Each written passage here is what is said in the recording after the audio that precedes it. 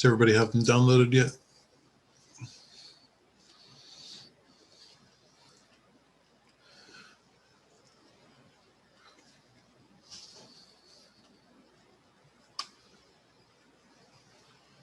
Yeah, I got them both downloaded.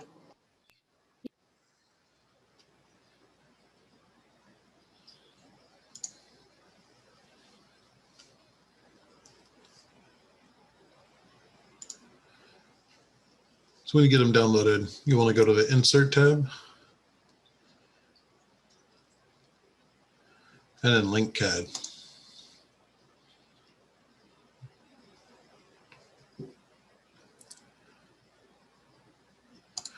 First, let's insert the master site plan.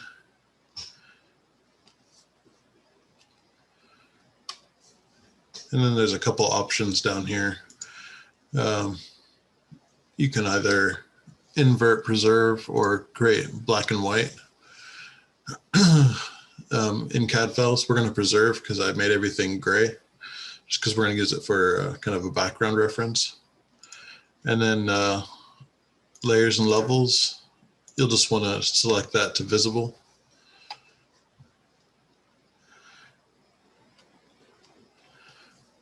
And then auto detect for this CAD file.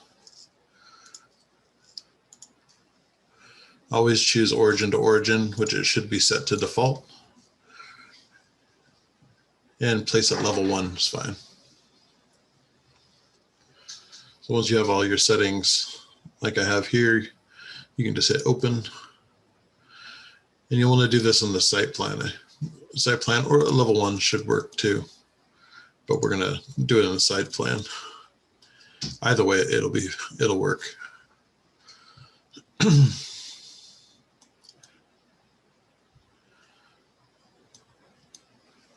Mine didn't enter. Mine's not in there.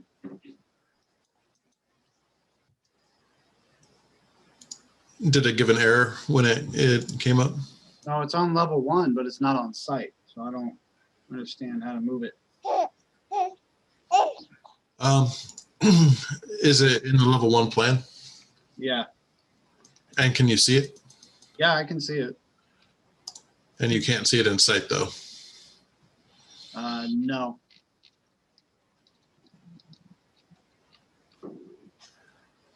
So if you can't see it in the site plan, there could be a couple different reasons.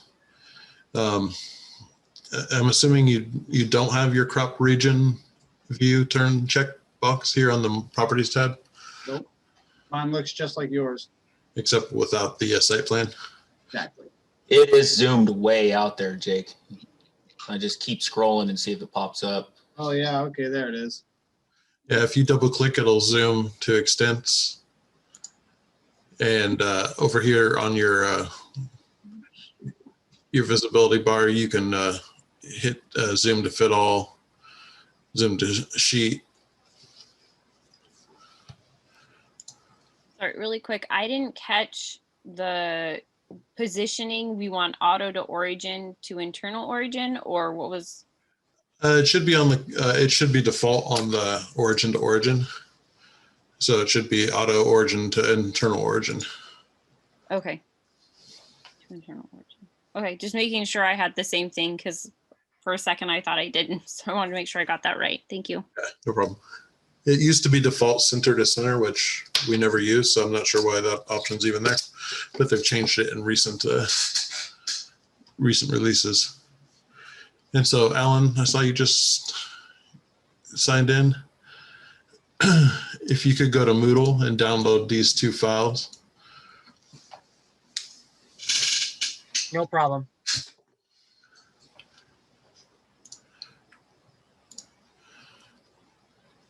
And then to insert the DXF file, you'll go back to the Insert tab, Link CAD, and then wherever you save that file, you're going to need to change the file type to DXF. Select the DXF, and then instead of auto detect, kind of like what we were doing on that first meeting, we'll need to select meter. And everything else should be the same. preserve, origin to origin.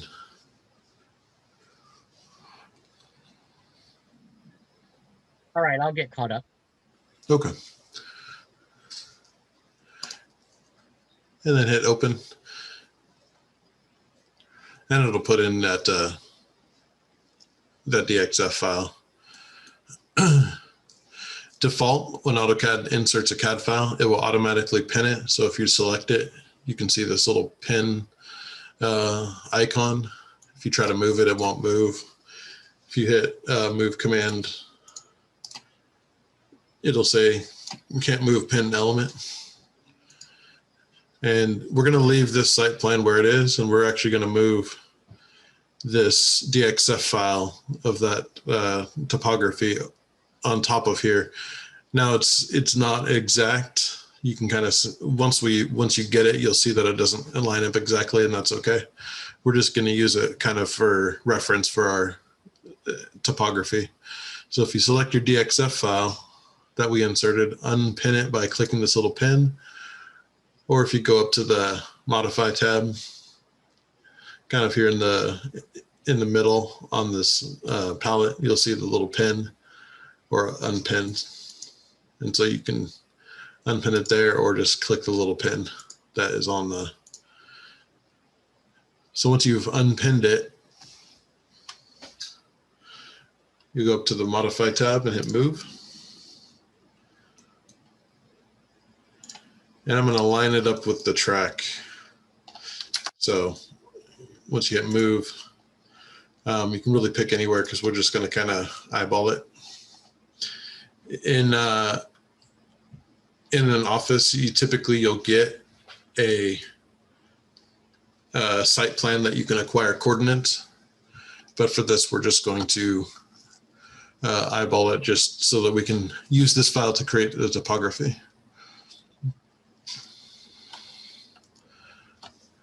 And so I picked the top of the track, and you can just use the arrow keys to kind of bump it over.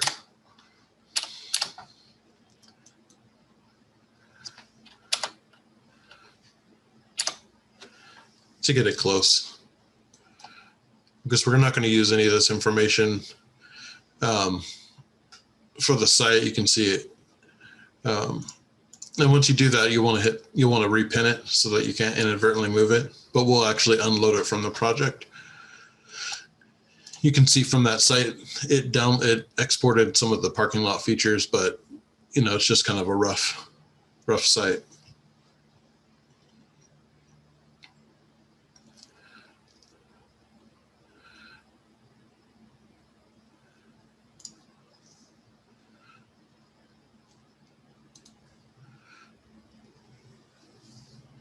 So once you've moved it over there, on your quick access toolbar, or you can go to view, either place, you can see this 3D view, a little 3D house here or here. You can click that to create the 3D view. Back up a little bit, missed that. Oh, we're just creating the 3D view. Did you already move your the DXF file on top of the site plan? Yeah, it's there. Okay, yeah, so just go to your 3D view by going to the View tab, or you can go to the Quick Access toolbar.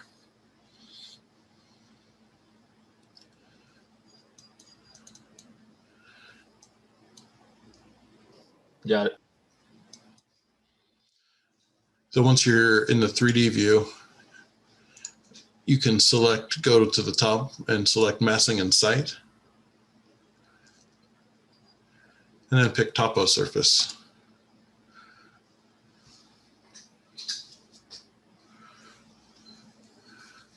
We're not going to place points this time. We're actually going to create the points, the surface from this imported CAD file.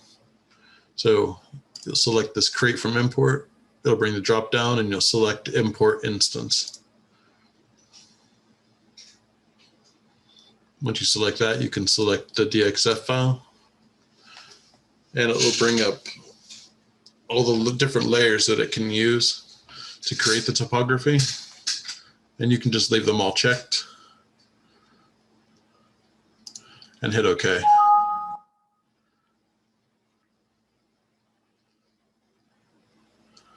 It'll bring up this little error thing. It says the layers you've selected contain both contour and non-contour lines. You may want to go back and select fewer layers, or you can continue, but the boundary of the site may be larger than you want. But I think it's fine. I think it's doing, because we're really only going to use this top corner up here. So once you've done that, you can hit the green check, and it created our topographical surface.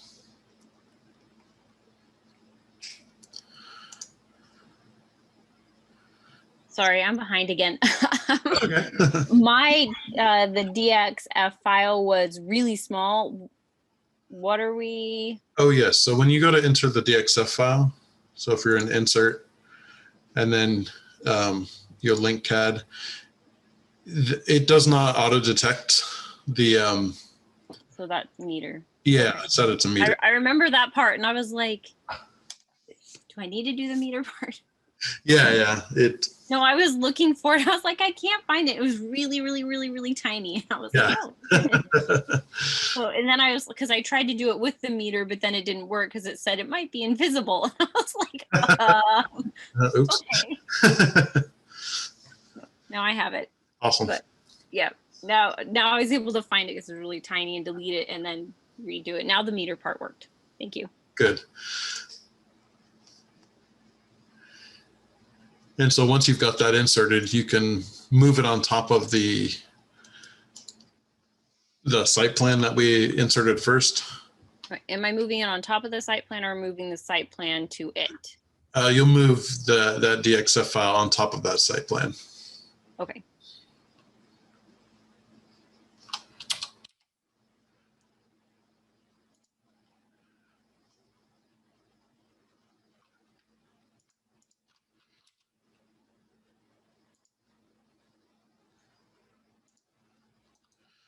So often when you import a site plan, it will not be at the origin. And so you'll have to, and it's a good idea to leave the site plan wherever it comes in.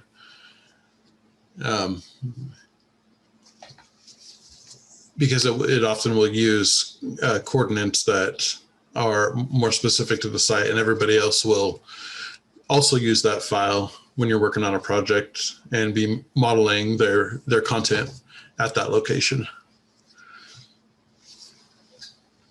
So when I moved it over, I lined up the tracks. Just I'm going to guess because the site, I'm going to guess that the track is probably, when I laid it on top, it was pretty close to being aligned with the other things. Not exactly, but it's a really rough program, or that website. So, but it's going to get us close enough just to get our topographic surface. And so once you've done that, you go to the massing and site, select topo surface, and then select import instance.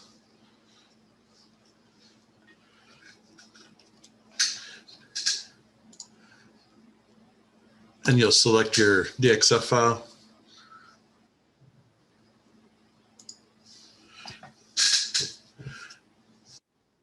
And then having all the layers checked is okay. And you can just hit okay after that. I'm not going to do it again, so I don't have multiple topography.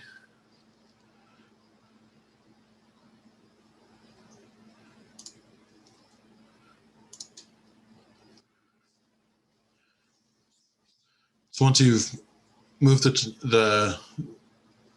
created your topography off of this DXF file, you can go to manage links, CAD formats, and then you can select that CAD mapper tangent, Oregon US DXF file. And we're going to want to unload it. That keeps it in the file, but we'll unload it in all of the views. So similar to an XREF, you can do the same thing where you unload it, and it's still saved in the file, but it doesn't show up anymore unless you reload. So So if how Go do you? Oh, it's down at the bottom. Unload it. Select. yeah, unload here. Yeah.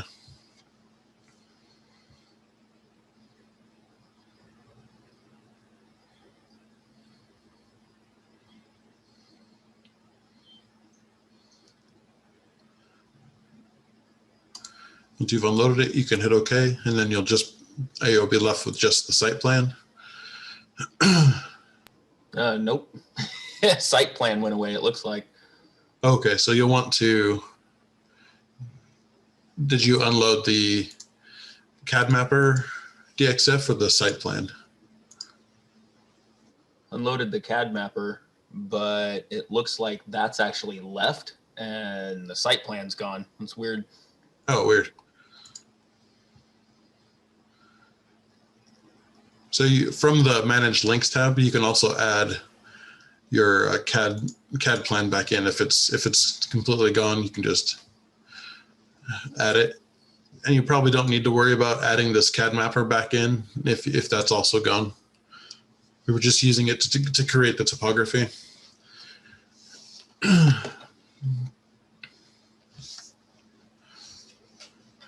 And make sure you change the CAD file when you're reloading it back to auto detect instead of meters, or you'll get some interesting results.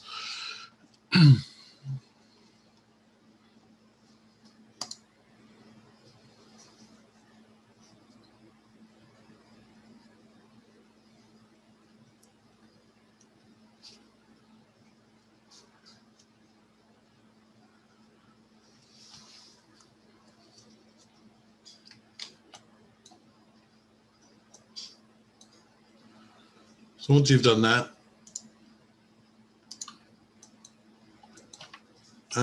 you can cut a section through the topography, and we can kind of get an idea. The area we're going to be working in is in this corner.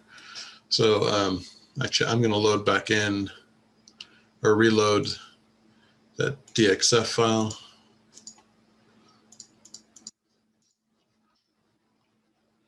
So I just went back to Manage Links, CAD Formats, selected the DX file, and then hit reload.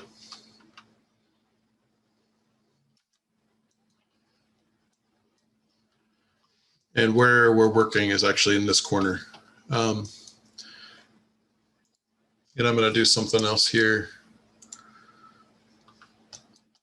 When I was preparing, I did this before, but I think it probably would be good just to have a reference image as well. So if you go to let me get it uploaded to Moodle so that you can download it.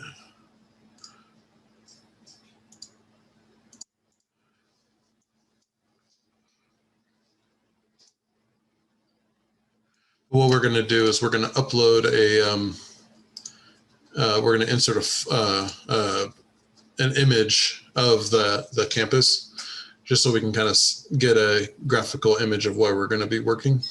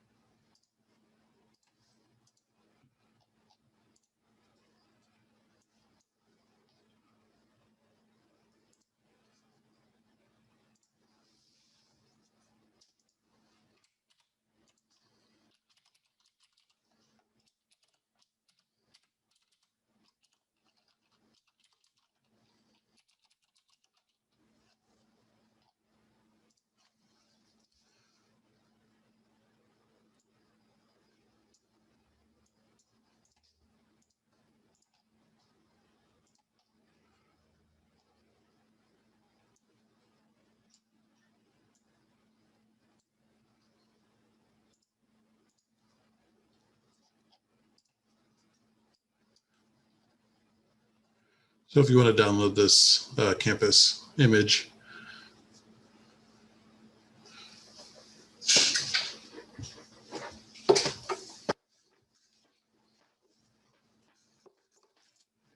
I tried to get some better information over the last couple of weeks from LBCC. Typically when you, the building owner and their maintenance will have all of the CAD files from the various projects and drawing files. So I was hoping to get a civil CAD file for them that we could use for this exercise. But I was unable to get one. So, but I still wanted to do it to give us a life, real life idea of where a site would be. So Yeah, when I try to download that image, it downloads the CAD mapper. Yeah, it takes us to the DFX file. oops, I must have put the wrong link in. My apologies. It happens.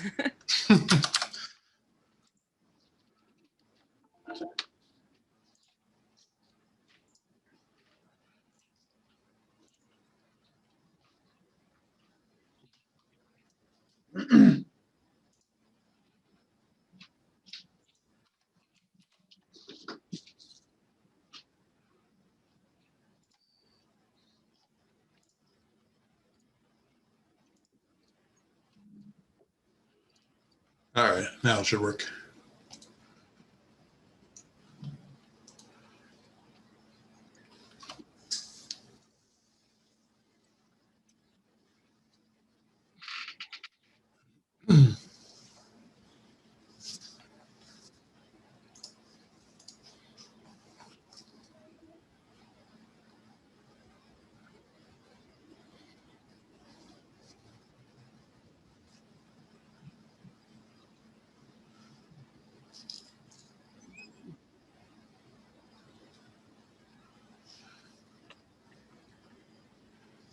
Once you have that image downloaded on the same insert tab that you went to link a CAD file, there's also a link image.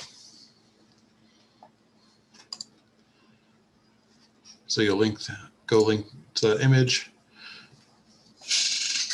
browse out to wherever you've saved it.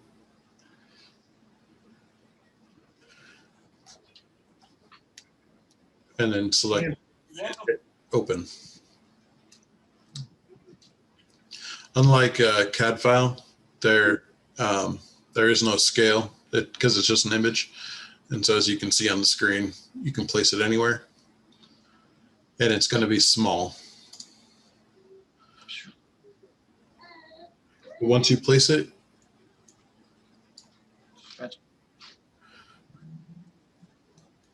you can just stretch it out by grabbing these little blue grips on the side.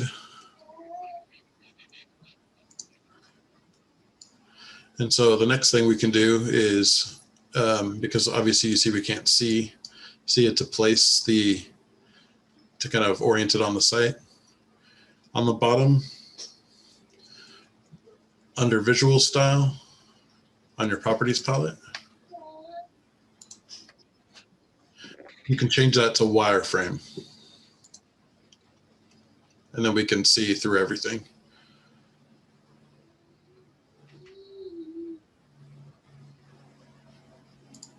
So this is at the bottom of your whatever window you have open, where you change it to hidden or shaded. You can change that to wireframe. And then we can kind of see to resize the image. This is just going to give us a kind of a reference of where on the site this actually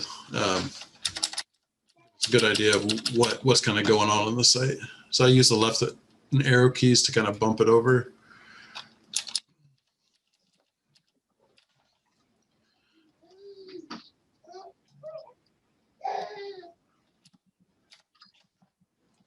There we go. Nice.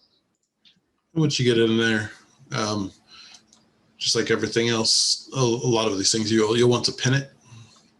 It's on your modify tab or Usually the little pin icon is up here, but if you don't see that, you can come up to the modify tab and hit pin. Also, PN is the shortcut, the keyboard shortcut, and UP is for unpin.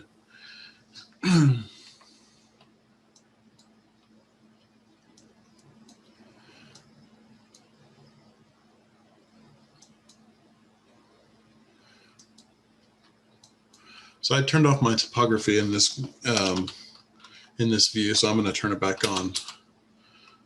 Actually, I can't. Yeah, I wouldn't be able to see it. Actually, I don't think I turned it off. I think it's just we won't be able to see it in the site plan because I think it came up about 8 feet, and that's okay. So what I'm going to do in this site view is I'm going to go to the annotate tab, and I'm going to select this region. And we're going to draw, I'm going to draw a filled region around this area just so we know the area that we're wanting to work in.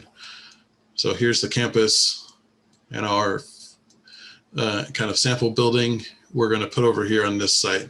I'm not even sure if this is LBCC's site or not, property or not, but that doesn't matter for this exercise. So when you select a filled region, it's just like a hatch in AutoCAD. And so you can create different hatch patterns and whatnot. And so the diagonal cross hatch, it should be fine. And so I'm just gonna, what I'm gonna do first actually is change it to rectangle. Up at the properties palette. And I picked this corner up here as part of the topography. And I'll just drag down to pick that corner.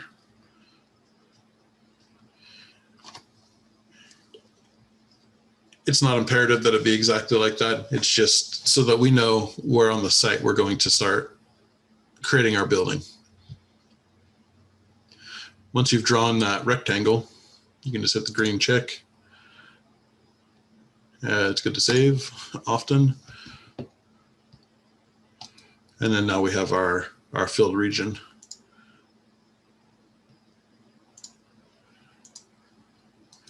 If you take it off of wireframe, then you can see where it's at.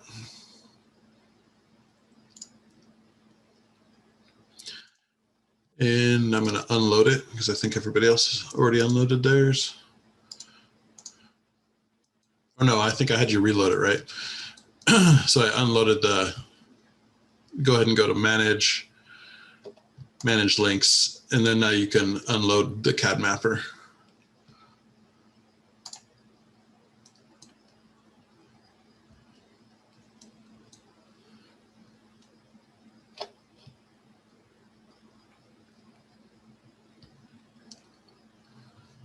So at this point, if you go up to your quick access toolbar and annotate, or I'm sorry, not annotate, view, you can select section and we can cut a section through here and we'll be able to see the topographic surface we just made. So once you create a section, if you remember, it will create a sections over here on your project browser. So you can either double click on this, right click to open, or just double click or right click on the section line and go to view.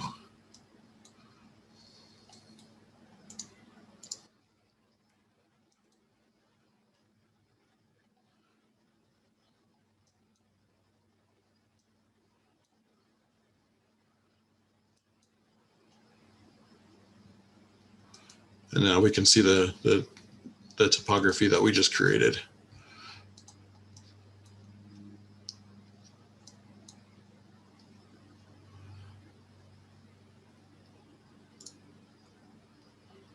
And so we'll build our site here, and the topographic surfaces up here, and the site that we inserted on is on level 1.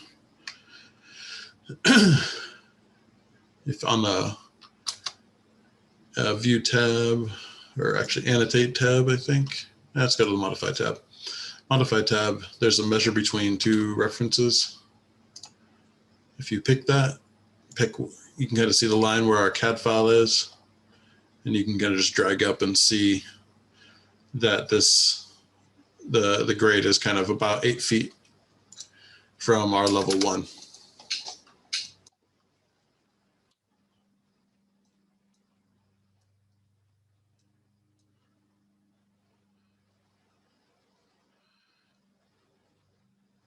So the next thing we'll do is we'll come over here to our elevation views on our project browser.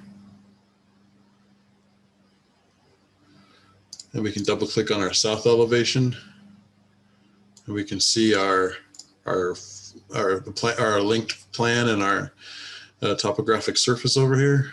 And we can see our elevations way over here on the left if you zoom out.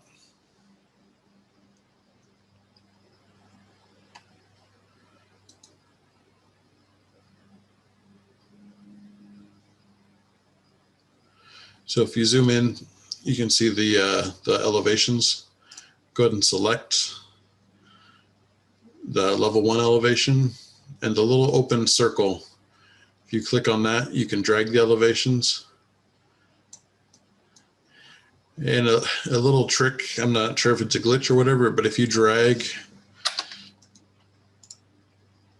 the elevation like off of your screen, so if you click and hold and drag, and then drag off your screen one way or the other, and then let go of your left mouse button, then it'll hold, it'll keep in the keep grabbing it to drag it, but then you don't have to hold down the left mouse button, and you can use the scroll wheel to zoom in, and then middle mouse click to pan over.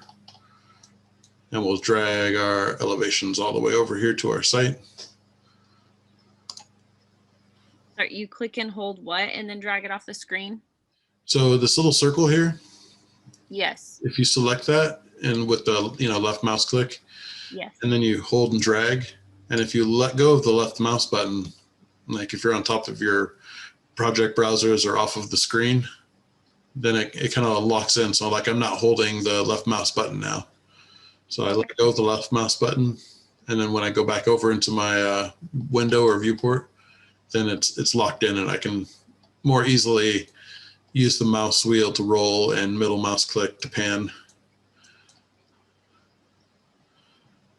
instead of having to hold it. You can do it either way. I can use my left mouse click and use my middle finger to pan. Okay. And is this level 2 supposed to be moving at the same time? Because mine is not. It is. So what you want to do if it's not, so they got unlocked somehow.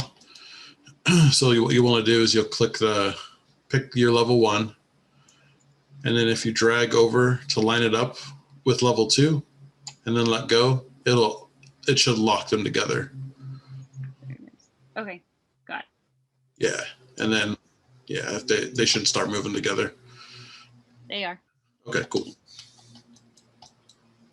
So now if we go back to that section we cut, let's actually go to our west elevation. So on your project browser, go to west elevation. And the same thing, because you can kind of see in the 3D view, our south elevation, which is the front or the south, we drug our levels all the way out to here. So now we'll go to our west elevation. So we're looking at it this way, and we'll drag them all the way across the site the other direction. So we'll do the same thing. We'll grab the level 1 level,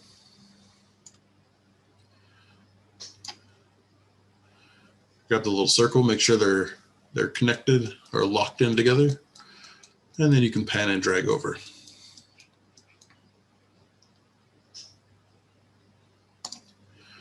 And click anywhere past the site. So now when you go to your section view, you should see your levels.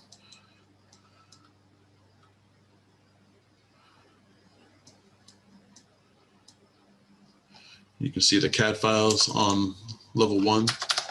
So if you hover over, just a reminder that if you hover over an element and there's another element underneath. So here I have a level 1 line, but my site plan, my CAD file is underneath there. If you hit the tab, it'll toggle through the elements that you're able to select. Same thing in AutoCAD, actually. If you hit Shift Spacebar in AutoCAD on top of elements that are stacked, it should cycle through the ones that you're able to select. They added that in like 2018 or 2019, I can't remember when.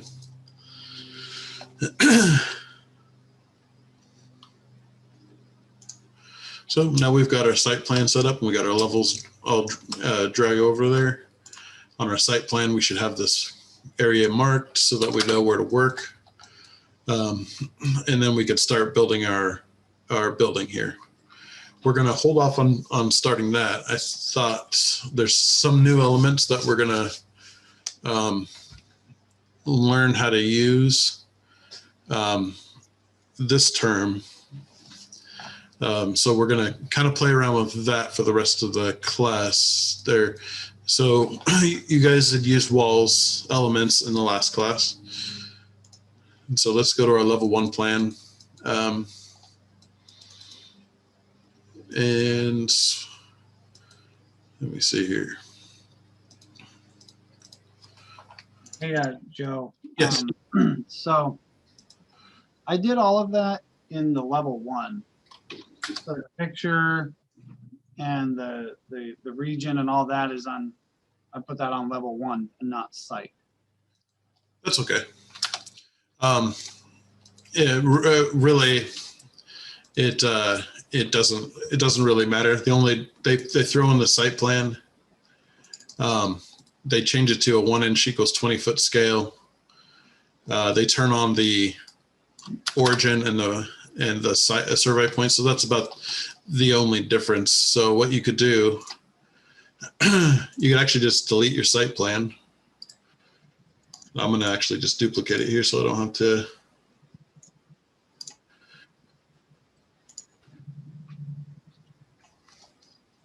Oops. I'm going to duplicate with detailing. And I'm going to delete my site plan. So if you did it all on level 1, you could right click on the level 1, duplicate view, and duplicate with detailing.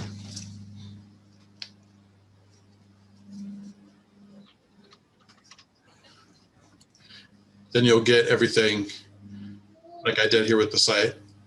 Okay. And then, so I got that done. I renamed it site. Okay, cool. Then you can delete, And you can actually just delete your level 1 and go up to your view tab. okay. And then go to plan views, floor plan. Uncheck do not duplicate existing views. And then you can recreate your level 1 floor plan.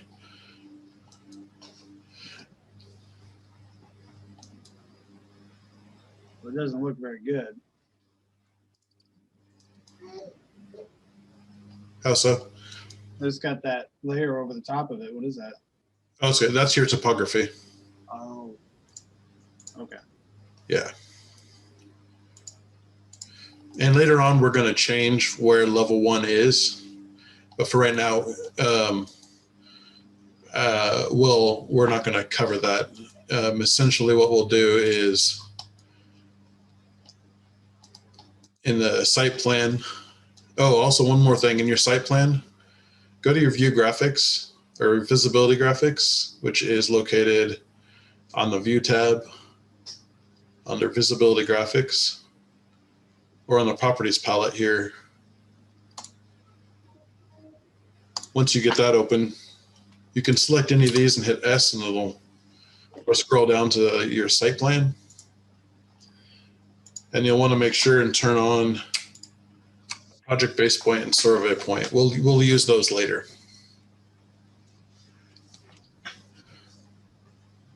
Okay. So ideally, you'd get a site plan from an engineer, and you can actually acquire coordinates from a site plan, and it will move Revit's coordinate system and it'll move your project base point and your survey point. So let's here just real quick. Don't do this. I'm just going to show you an example. You can move your project base point, and you can see it changes your easting and your, so that you can actually give it the project base point a more real world units. And so what I'm just going to show you this here, but we'll cover this later. If I were to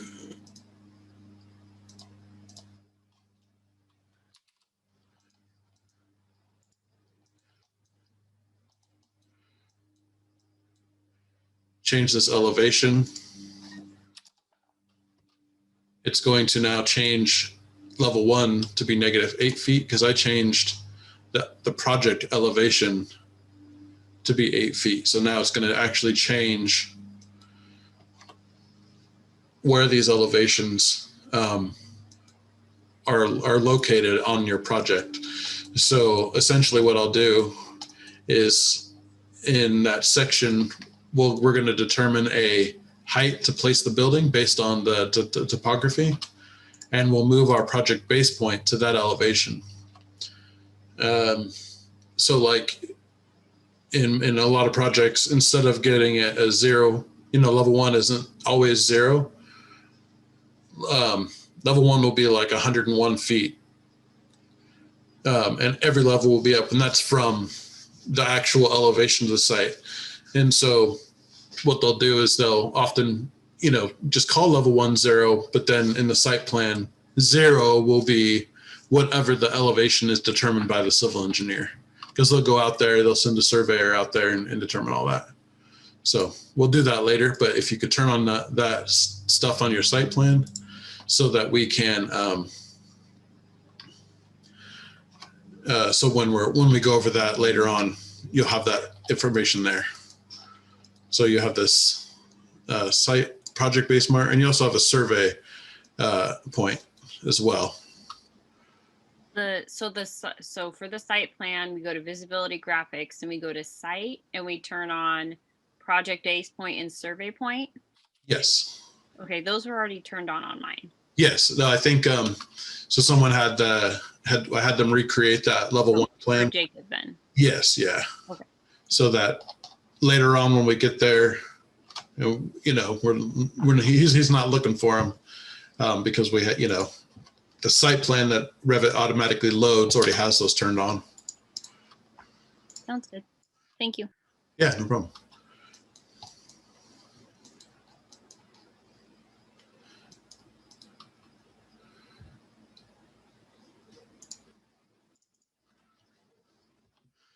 So now if you open up your 3D view, if you haven't created it, you can go to your view tab and create a 3D view. We're going to go over some wall features. We're kind of doing some of this before we get started so that at least you're familiar with it and it isn't the first time you're looking at it and trying to adjust some of these settings. So on the architecture tab, go ahead and hit wall. And you can use architectural wall for this. And we can just draw these in 3D because we're gonna draw them so that we can just modify them and kind of check them out. Look at the different options you have. Look at some of the settings. Look at the way we can modify the different wall types. I think some of you saw that when we were doing our homes. You could use a wall type that's pretty complex. It has, a CMU at the bottom. It has like a stone band around it. It has some reveals in the brick and then brick above.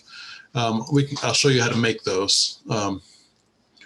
So the first thing we're going to look at is if you select the wall, and then before you pick wall, up here at the properties palette, you can select this basic wall and then scroll down.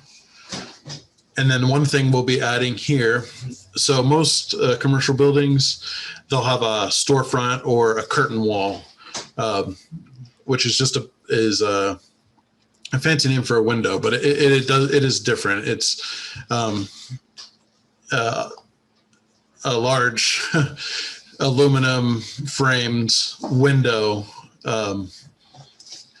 that they'll use on a commercial buildings instead of like your vinyl windows or like your small aluminum windows that you'd see in residential. So there's 3 types that they have in here. Really all they are it's the same curtain wall. They just have the different options turned on. So they have curtain wall 1, exterior glazing, and storefront. Let's just pick curtain wall 1 first. And then in your 3D view, anywhere, you can just draw your curtain wall. You probably want to zoom in so you can see it. And it doesn't matter how long the wall is, just get it on there. And you can kind of see a little bit of difference already if you've remember, using just the normal wall type. So before we use generic 6 inches. And so when you select a generic 6-inch or a normal wall type, it's kind of all shaded in. You've got the grips on the top and the bottom on the left and right. When you click something that's a curtain wall, you can kind of see that there's this extra layer that's all around it. And it looks a little bit different because this curtain wall allows you to apply different Revit families to it. It also allows you to create a grid system on it. You can kind of see here this little rectangle here. If you select that, it'll give you these little lines, and you can change the angle of the grid. So you can give it like a 30-degree.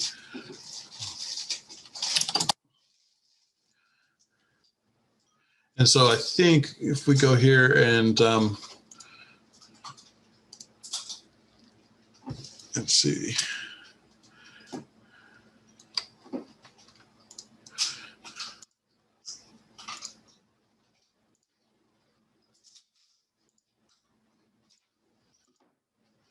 Get this set back to normal.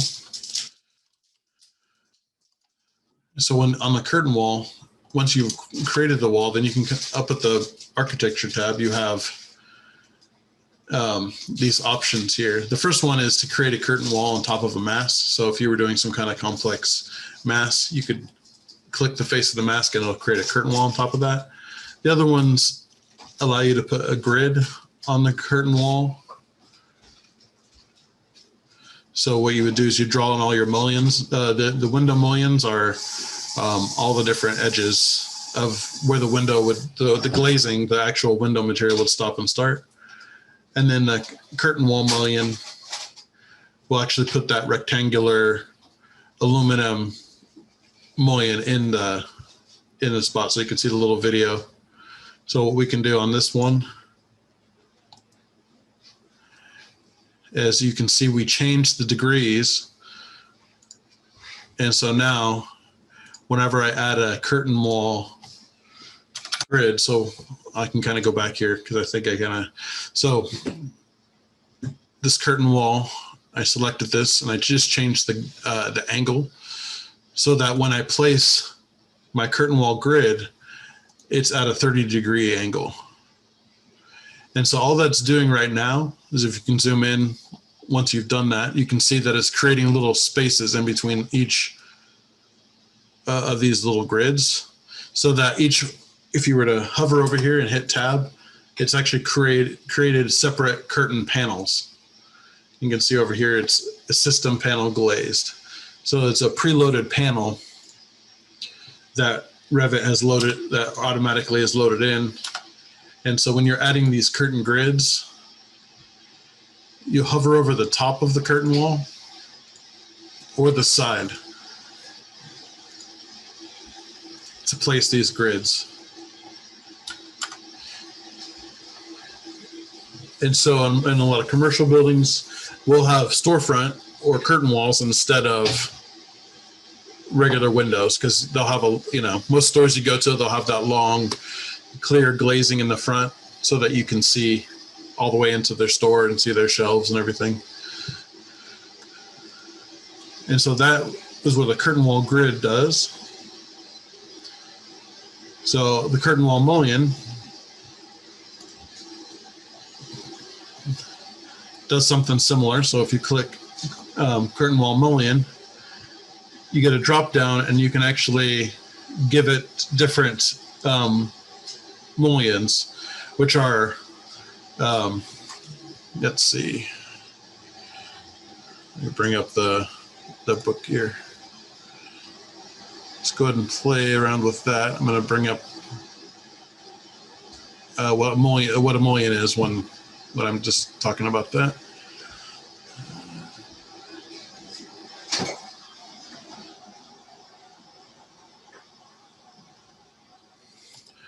So again, when you'll see that when you click it. So if you click any of these grid lines, it'll actually create these curtain wall mullions all the way across the whole line. You can actually select up here to have it just do one if you wanted. If you select all, it'll do all the grid lines. And it'll create this mullion. Let me bring up that.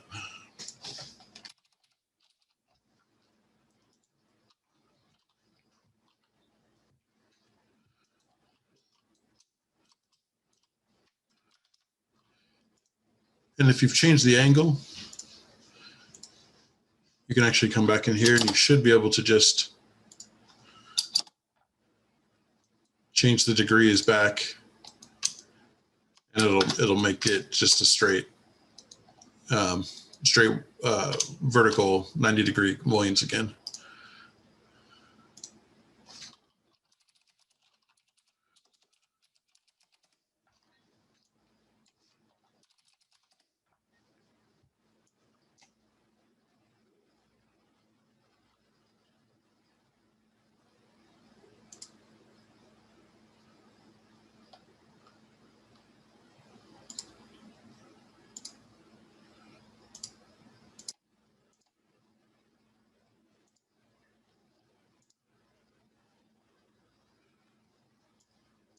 So basically, it's creating these little window mullions at every intersection that we've placed a grid. So it'll be an aluminum frame that the glazing or the glass will sit into. And then as you can see in here, they'll caulk it. But this is a typical storefront detail. And so essentially that's what we're doing, is we're creating these mullions.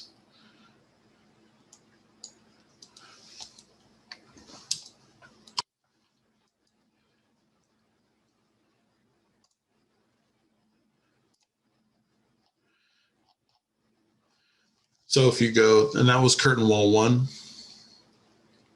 If you go to the hit wall and go to exterior glazing instead of curtain wall 1,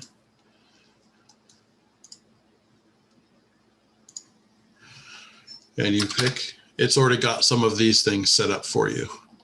So this curtain wall, the curtain wall 1, is just your blank glazing, and it lets you put in the mullions wherever you want it. It's kind of like a blank slate. Exterior glazing has all the grid lines, but it doesn't have the mullions placed yet.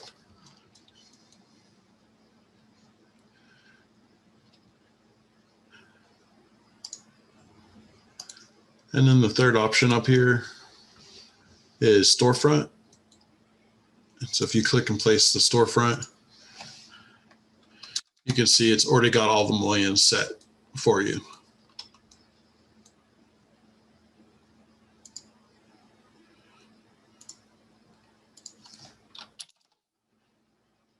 You can see you can come in here and modify that angle. So if you wanted to have a fancy building with some angled curtain wall mullions, then you can change that even if you've already created all of your mullions.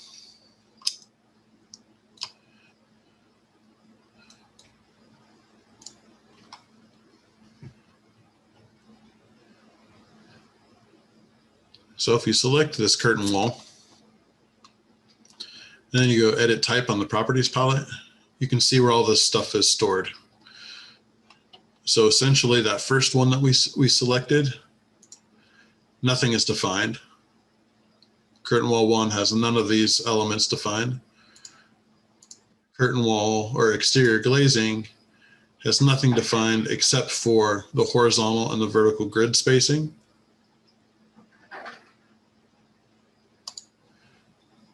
And then the third one has all of these things defined for you. So it has the maximum horizontal and vertical glazing. It has the different mullion types already selected for you. And if you wanted to change any of these, so if we wanted to change the vertical grid to a fixed distance,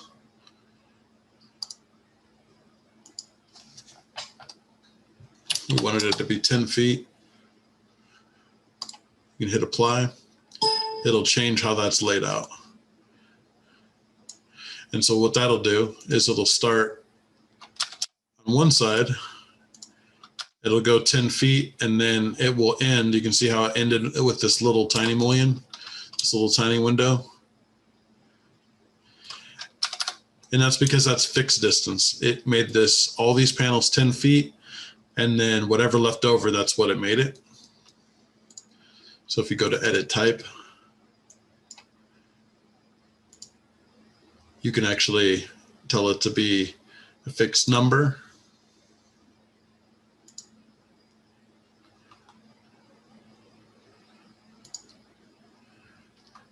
Or you can change it to be a maximum or minimum spacing.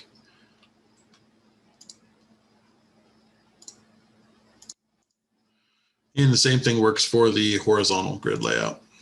You can change the how it's spaced and then the spacing here.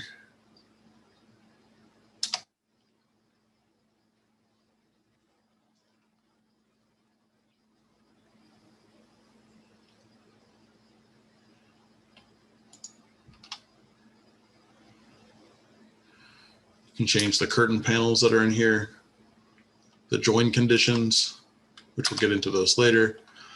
And then also here in the vertical mullions. So I'm going to just hit cancel.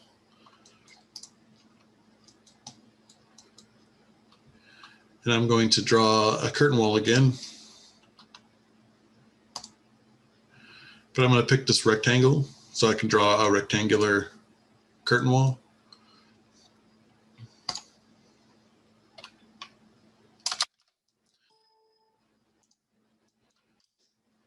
And you can see that at the corners, they're kind of overlapping here. So if I go to a top view, the mullions are running into each other. So to fix that, if you select one of the curtain wall panels that you just drew and you hit edit type, it'll give you the vertical mullions or the horizontal mullions. You'll want the vertical mullion. Border type 1. You can change that to rectangular mullion 1 inch square. Oops, actually I want this L corner mullion 5 by 5 for both of these. So you'll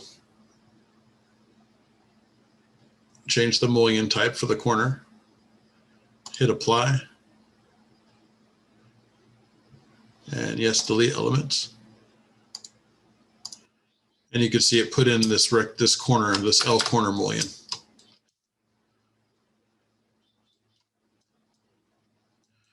Now you want to be careful because it's done that everywhere, right? So if you have multiple conditions, so if we had an exterior corner, you'd want to create a new wall type that doesn't have this corner mullion.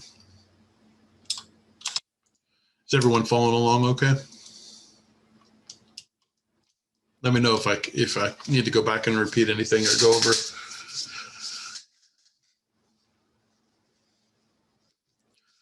So when we construct our building, we'll be doing this later on. So I thought I'd give you guys a look at how to manipulate some of these things before we get in there and are trying to to actually model our building with these.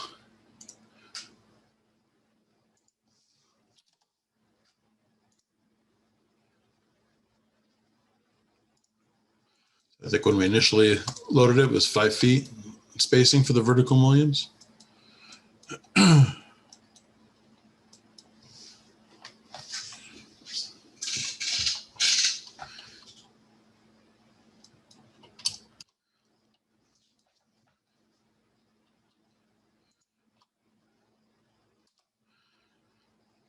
And so the next thing you'd want to do, and you can, and I would encourage you to do that, is to play around with getting these curtain walls, trying to see what you can do with them, adding mullions, play with the settings, see what happens. And it's the best way to learn is by trial and error. If you're worried about messing up the default one, always just duplicate it to storefront, another one so you can save your original one. So here I can set it back to the typical one. I believe it was the 2.5 inch by 5 inch. Was that the default? I believe it was maximum 5 feet fixed, and then the spacing for the horizontal was 8 feet.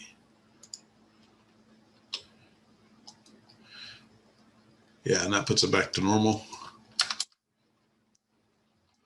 Obviously at these corners, you'd want to duplicate it. So actually I can, a little trick you probably remember from last term. If you hover over a chain of walls and hit the tab button, you can select all the walls. I'm going to change that to my storefront 2 that I just created that has those corner mullions.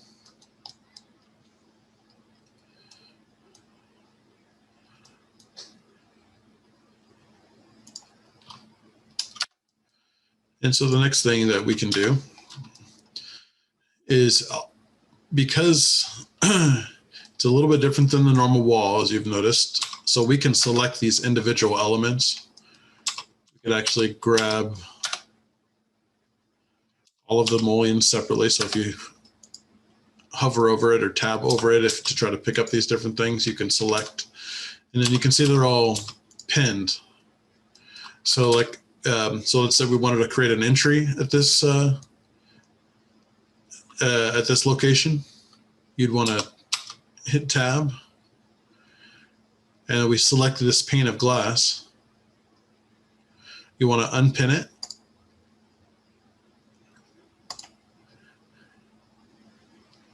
And then, actually, I think you'll need to load. So we're going to change this this pane of glass to a door.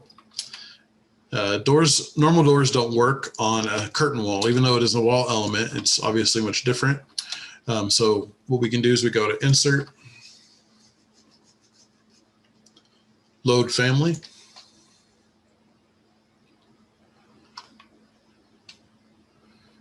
And then we can go to Doors.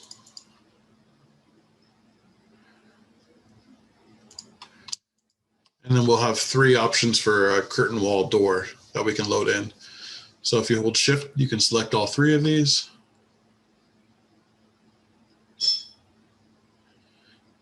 And hit Open.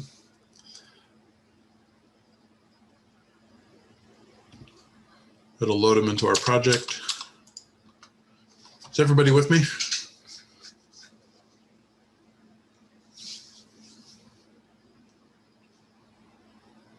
I'm not, how did you select that piece of glass? So if you hover over the curtain wall, you can see it highlights the entire thing. If you hit the tab button, it should cycle through all of the elements that you select. So if you're kind of at the corner, so right now I'm really hovering over probably the mullion, the grid line, and the curtain panel. So if you just hit the tab button, it'll cycle through everything you can select. Yeah, that's not working for me. So you might need to pan around so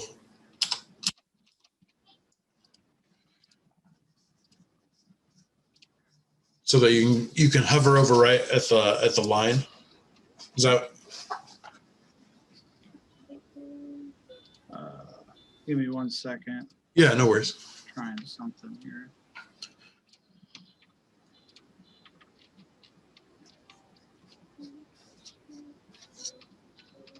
Yeah, it's not working. Maybe my spacing is too much. Shouldn't be. If you're,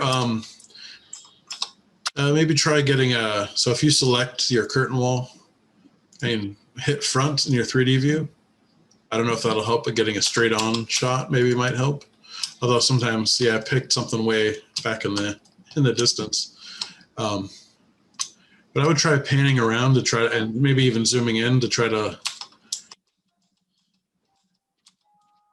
kind of move around so you can get a better angle at it.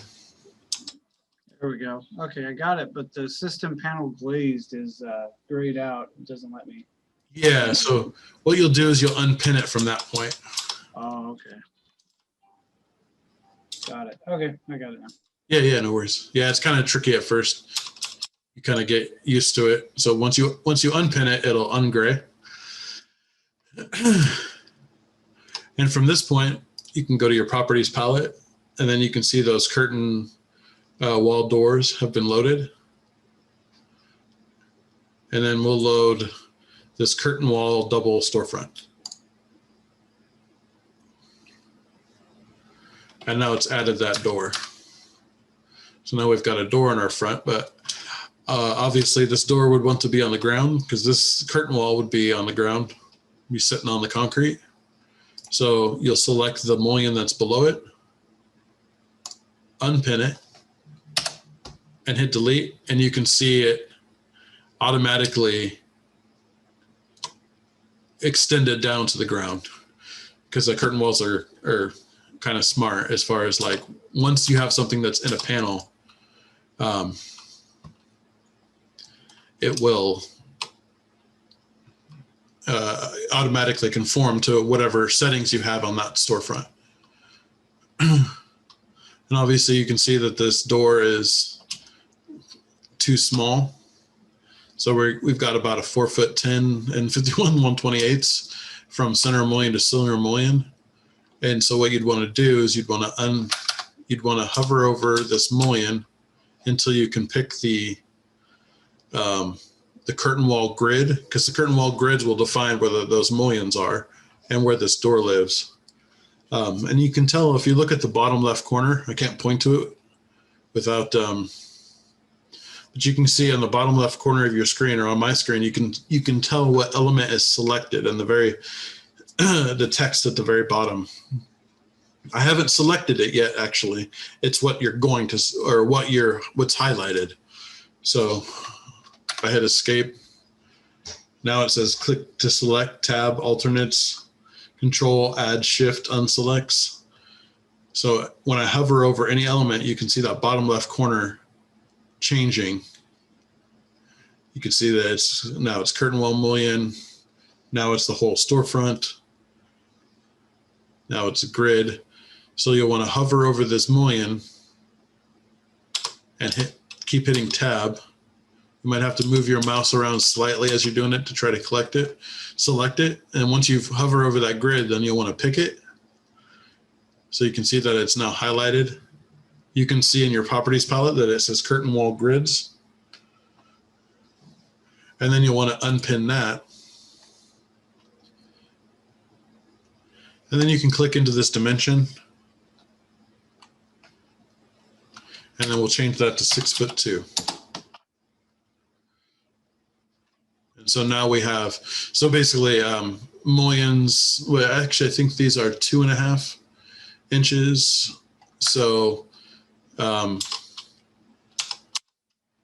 that back. So it would need to be 6'3", right? Because if we have a 2.5 inch mullion on each side.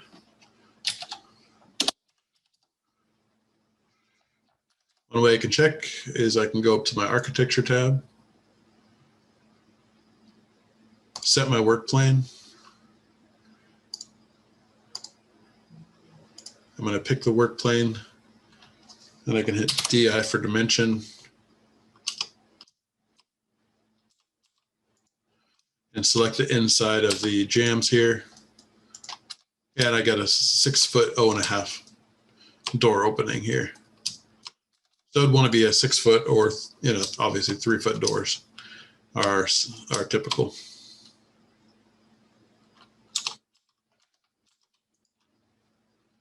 So this would be 6 foot 2.5. That makes sense to get a 6 foot door.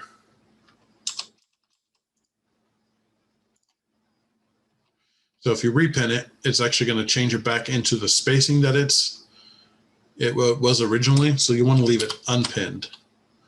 So if you've unpinned that grid, that allows you to control this grid so that it's no longer in this spacing, so that we could make our 6 foot door opening.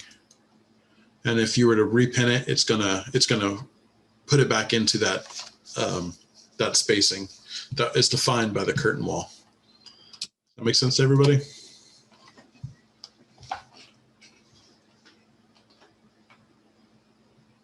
Clear as mud. Do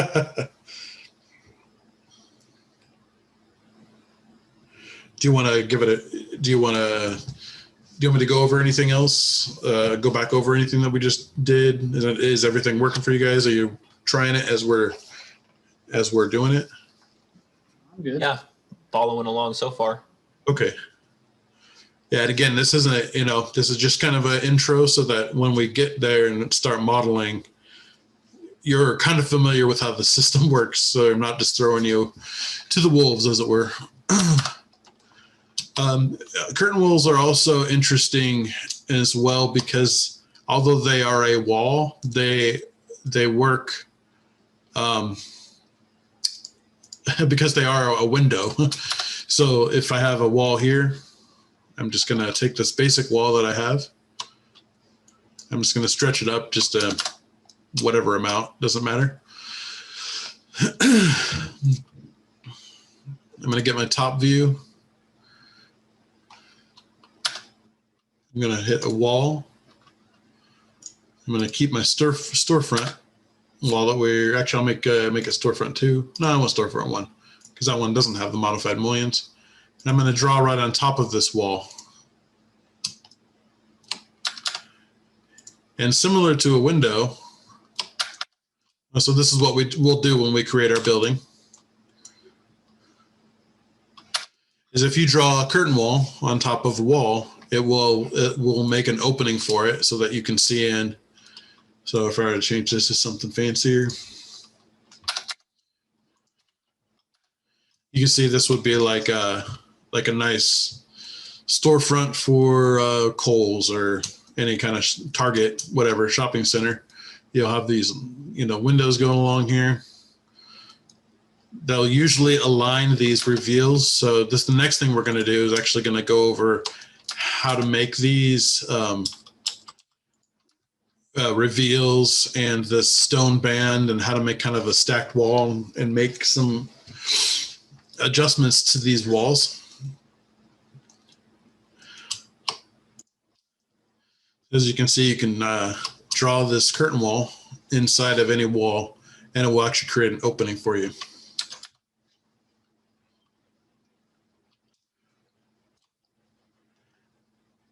Let me know once everybody's done that, and then also change whatever wall you've used. Unless you already have it, change it to the exterior brick and CMU on metal stud.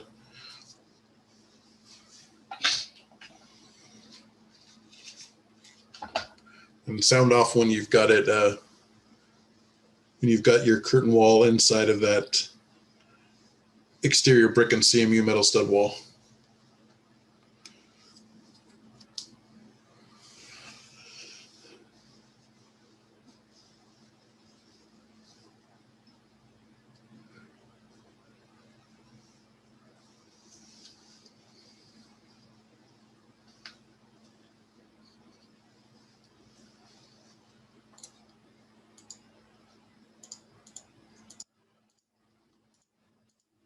How did you make it go over the wall like that? I can't seem to get mine to do that. Okay. It's the same height as the storefront. It's not any taller. Oh yeah, yeah. So what I did is I just drug. I grab. So it looks like that. Yeah. Yeah. So if you grab the wall that it's hosted on and just pick one of these, the top blue arrow, and just drag it up, or you can, if you have that wall selected, you can change the unconnected height to just be taller than the curtain wall, which I think was 20 feet unconnected. And then it will go up and then fill over the top.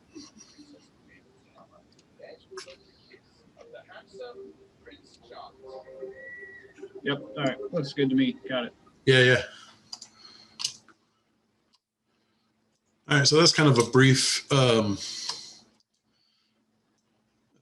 intro to curtain walls. They're kind of fun to use, but can be kind of frustrating, especially if you've got weird geometry. Oh, so I guess one thing I'll show you before we move on is, so if you've got your curtain wall, just like in last term, if you were to edit the profile, so I'm sorry, I'll go back. So you can select the curtain wall. And similar to the regular wall, you can edit the profile. So let's say you want to make your profile wall different. You can drag and have this like an angled curtain wall. It's going to ask it to remove constraints, and you want to remove constraints. What it's saying is it's like removing the constraint of the top of this wall. And so you can actually draw the profile that you want for your wall.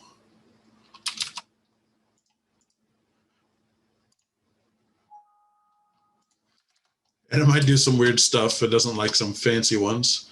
Oops, probably because I've got the weird, I'll change this to storefront 1 so that the mullions look right.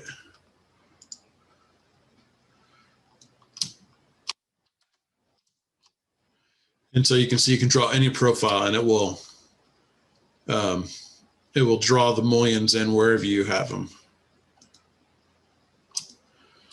So and I think we can add the mullions back on here because I think when it blew up, it doesn't, when you change the profile manually like that, it can do some funky things, but as you can see, you can just add the mullions back in for any place that it blew up. And then you've got some fancy curtain wall stuff going on here, which, you may have if you've got an architect who designed a, big roof that cantilevers out over here, and they've got some fancy shenanigans going on over here. You can see how they'll, this could be something you might have to deal with. I know there's a big, I can't remember actually what it is, but I think there's a big curtain wall company up in Portland.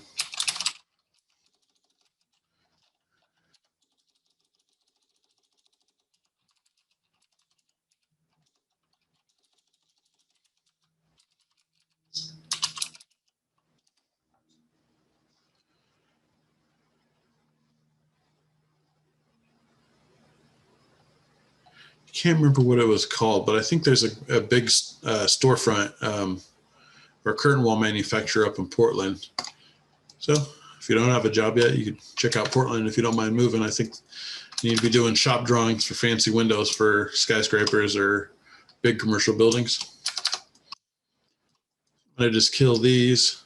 Now it's gonna yell at you because you're deleting the curtain wall and all these pinned elements. But these pinned elements will go away once you delete the curtain wall. So if you window over all of these, it's going to say, hey, some pin elements were deleted because the curtain wall was deleted.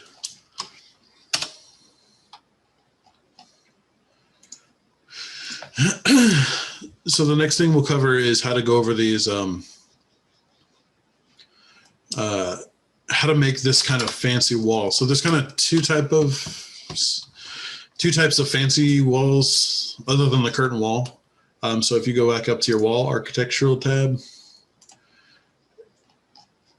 So this is a basic wall that they've added reveals and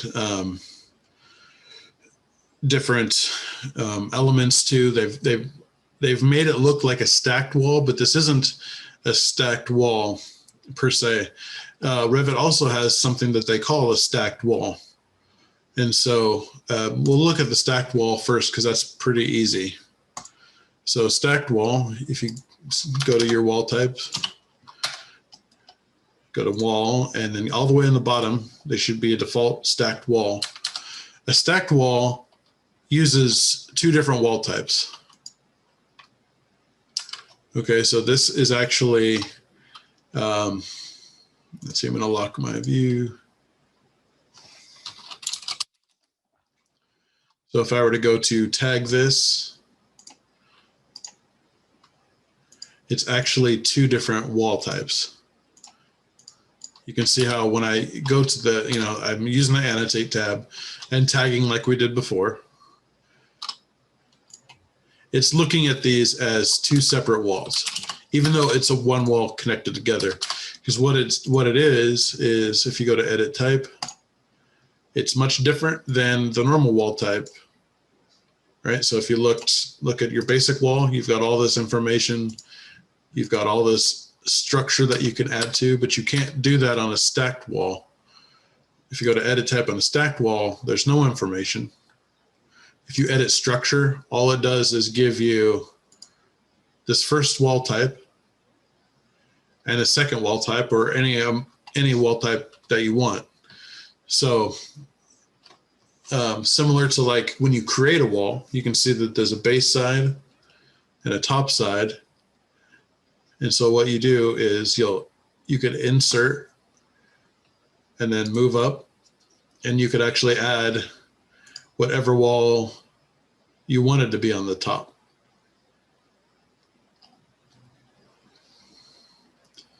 So we'll just do that wall type. Move that up. So this wall says variable on the top because that's the part that drags up. I added this ephes on metal stud in the middle, which you can give a height, so I can make that 5 feet if I wanted, and then the CMU wall type on the bottom. So what this is doing is just taking wall types that you've already created and creating a stacked wall on top of it. So once I hit OK, you can see I've got now 3 different wall types in one wall.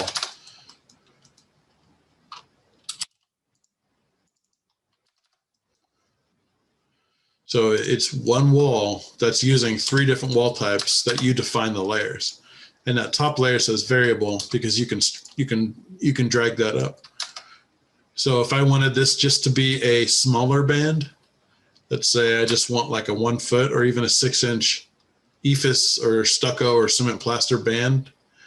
Ephes, so just so you know, when we get to more of the materials, this exterior EIFS, some people call it EIFS or EIFS, is exterior insulated finish system, I believe is the acronym. It stands for basically there's like a layer of like stucco on top of foam, and then it's attached to the wall, usually with like these anchors that go through the foam to attach it, and then you can and it comes usually pre-done, I believe. So I've got this, I now changed that. So my CMU on the bottom is 3 feet. I've got 6-inch band. And then you can also give it some offsets here. Right now you can only give it this offset for probably left and right offset. So if I wanted it to be,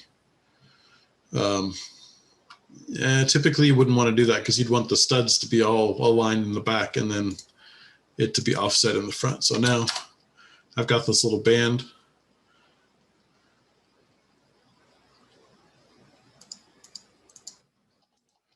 Actually, what I'm going to do here.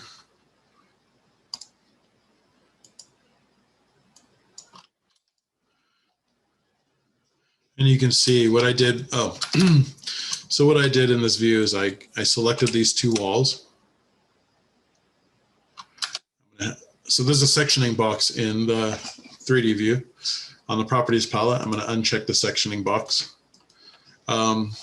Quick note about the section box. If you uncheck it and then go to check it again, it does not go back. It just resets to your entire project. Excuse me. So what I'm going to do is select these two walls. Then on the Modify tab, under View, there's this little section box. So, and if you hover over it, it'll say Isolate selected elements in the current view. If a 3D isometric view or the default 3D view, it'll basically create a 3D view for you if you don't have one open, or it'll overwrite the default 3D view. So you can just select that, and it moves your selection box around your elements that you have selected. So now if you zoom out, you can't see the topography.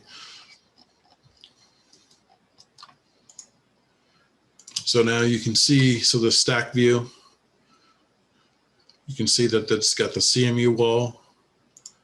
I'm going to do a little right view. Oops, I locked unlock.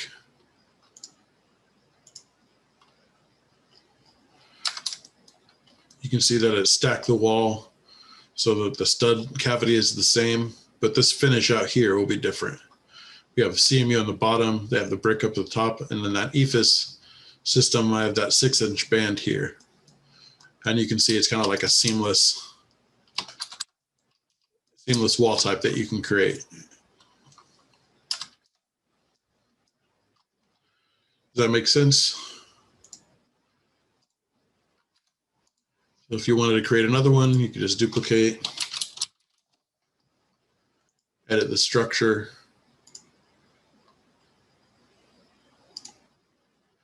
and change it however you want. Add more wall types if you wanted.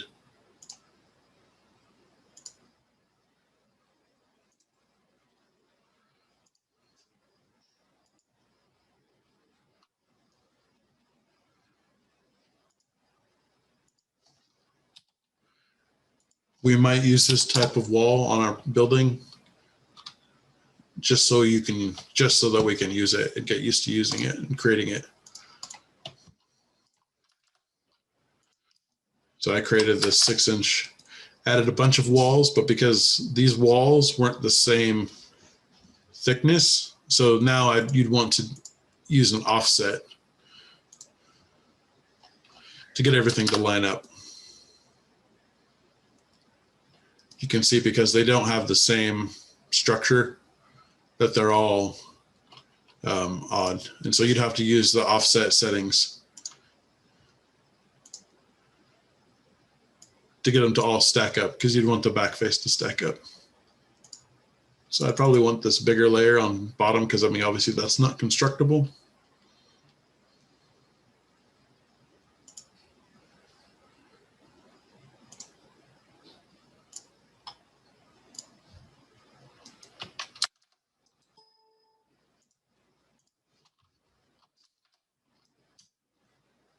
And so you'd have to play with that to get them all to stack up straight.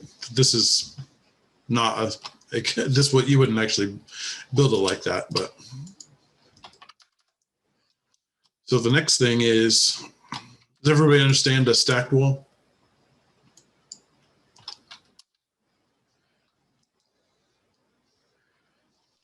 I have the general idea of it. I'm not following along on mine just because I want to be watching what you're doing. But I think once we put it in practice and we can, because you're recording this, we can go back and pause and watch it again and then play with it ourselves. We'll get it more. Yeah, no, definitely. Yeah, just kind of messing around with them will be the best way to learn, and definitely duplicate them so that you don't mess up the default ones. But yeah. So the next wall, it looks like a stacked wall, but this is a basic wall. And so they've got it to look like a stacked wall by modifying the wall type and adding sweeps and reveals. So if you select this wall and you edit the type and edit structure,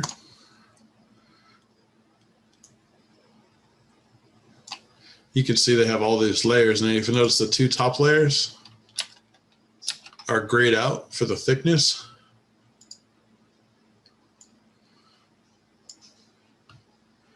And then if you notice down here, if you see that it looks like a stacked wall, as it's got what looks like CMU here and brick above. I'm just going to lock this view so I can tag.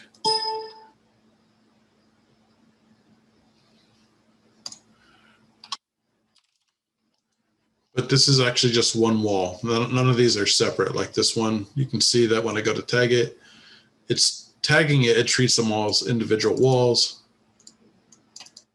But with this type of basic wall, although it looks like a stacked wall, they've just modified the settings enough so that they can get this stacked wall look without having to create a bunch of stacked walls.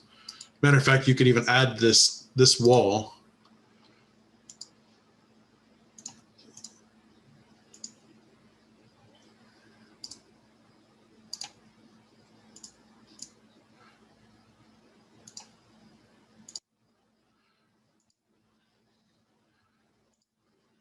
Let's see here.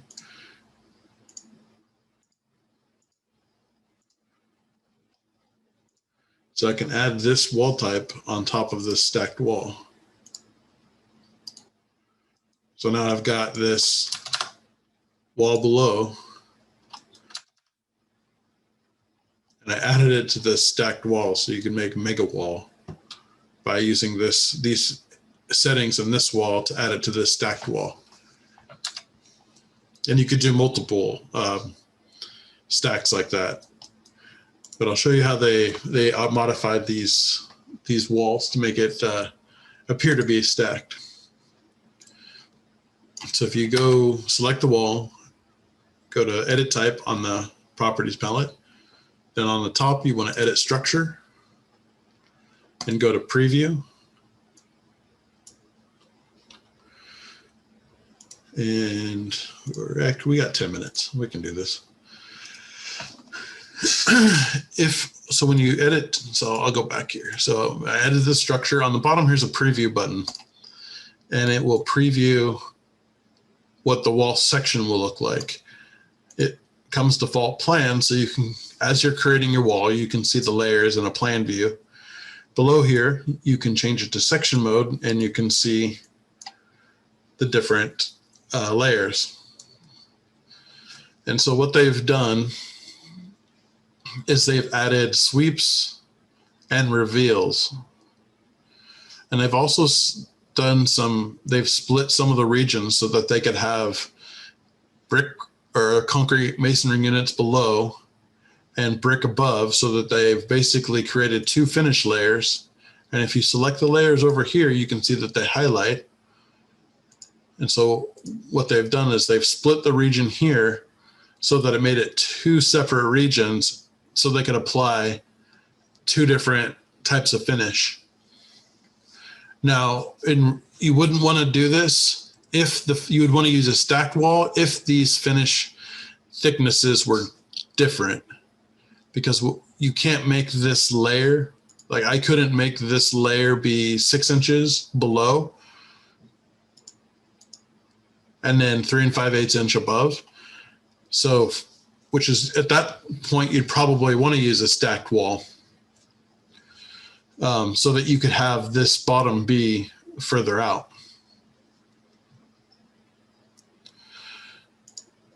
So you can select the different finishes to see what they are. They'll highlight over here. And then what they've done is they've added sweeps and reveals. So if you click on the reveals, you can see that they've done, and if I select them in here, the reveal will take away.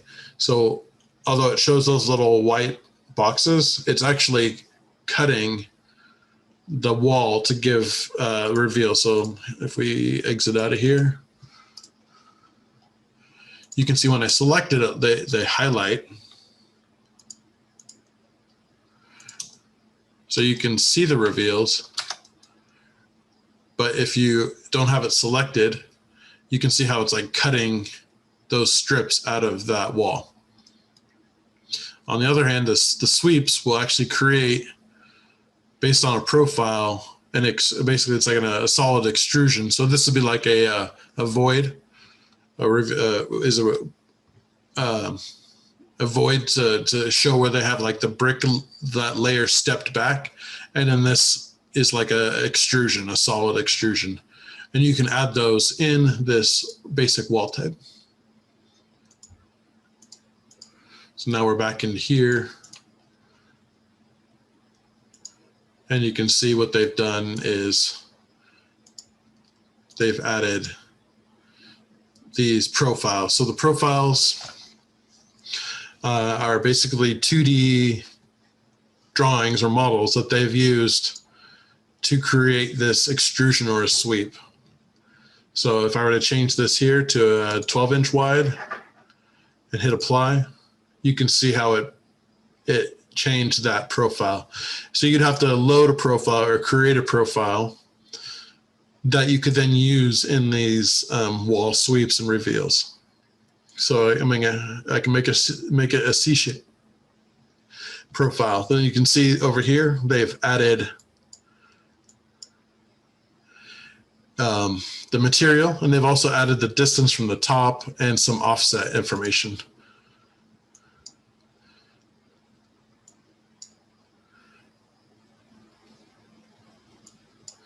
And we'll go ahead and change this back to the, what was it, 5-inch wide? Yeah, it looked right. And say I would probably, I think I would want, instead of it being where it's at, you can kind of see it's like splitting the difference. I can change the offset here, hit apply, and then it's sitting right on top of that CMU. Now, one layer or the other is going to be into it, but that's okay.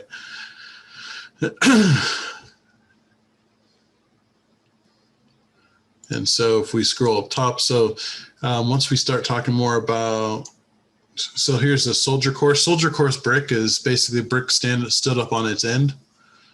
So if we cancel out of here, you can see how they did a brick layer that is where all the bricks, instead of being horizontal, they've done them vertical, and they've used a sweep to add that soldier course brick at the top there.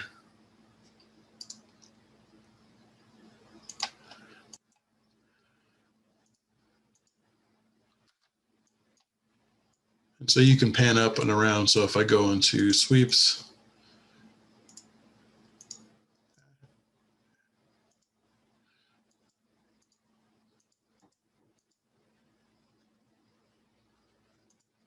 I hate that you can't stretch out this window, but you can see it there, that they've got this soldier course sweep going through. You can change the material of it. So this one is -1'4" from the top, and you can change all of it's different. This is -3 5/8, so that if this was set to 0, it would be it would be at the face of the finish. So you can see it's going, these offsets are going, negative value will go back into the wall type.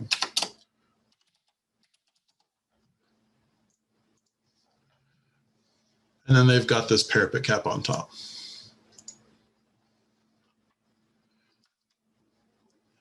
And so they go back, they can go in here and add all these sweeps and reveals as they want in here. Let's see. In split region, you can then split the different layers so that you can have, oh, I hate it. Hit the wrong button.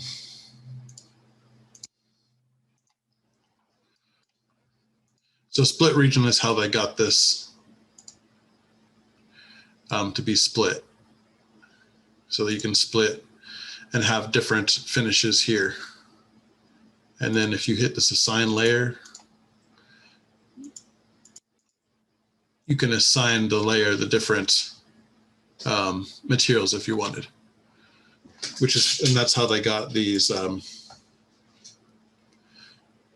be different. So I've assigned all these brick now. If I wanted to go back here, assign that back to concrete masonry unit, merge regions will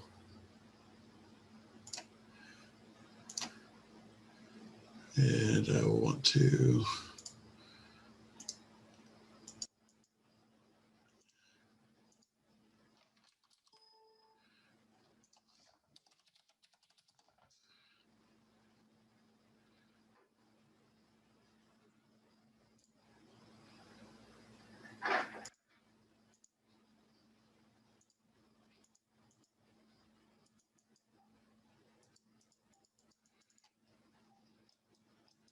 oh, no, I think I broke it.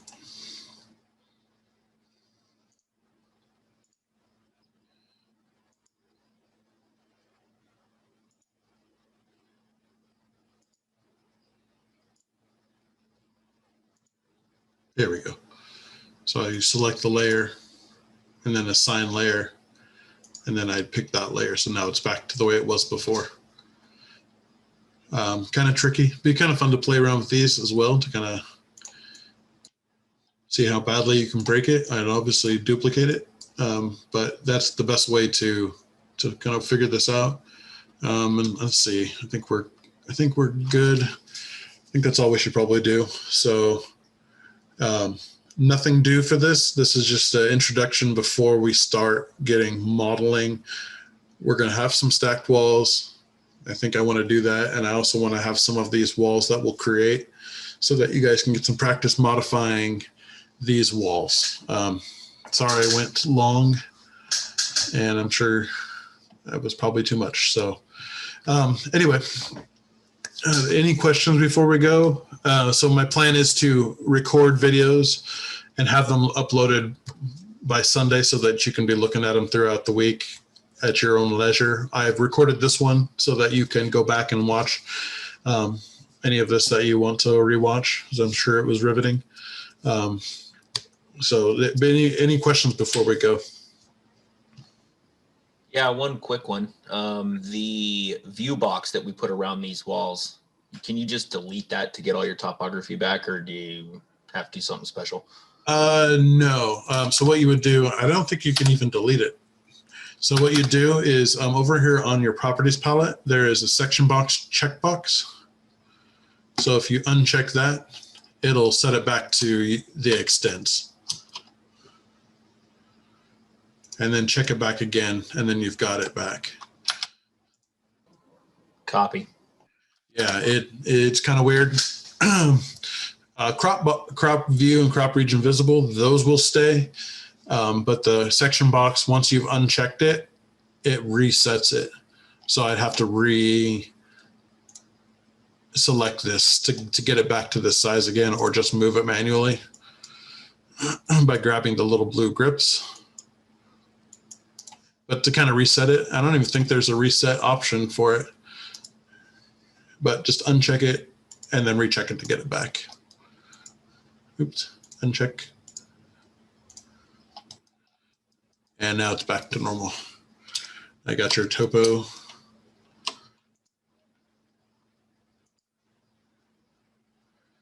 Select that to grass so it doesn't look.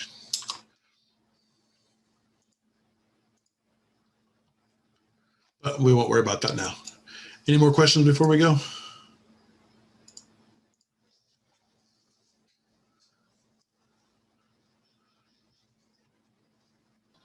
Doesn't look that way. Yeah, doesn't look like it. All right, you guys have a good night. Thanks for sticking around, and let me know if you have any questions. You too. Thank you. Yep. Will do. Thanks, Joe. Yep, thank you. All right, good night. Thank you much. Thanks, Alan. Did you get everything? I know you were a little late. You got everything okay? Yeah, I'm up to speed with you. Perfect. Thank you so much. Yep, thanks, Alan. Bye.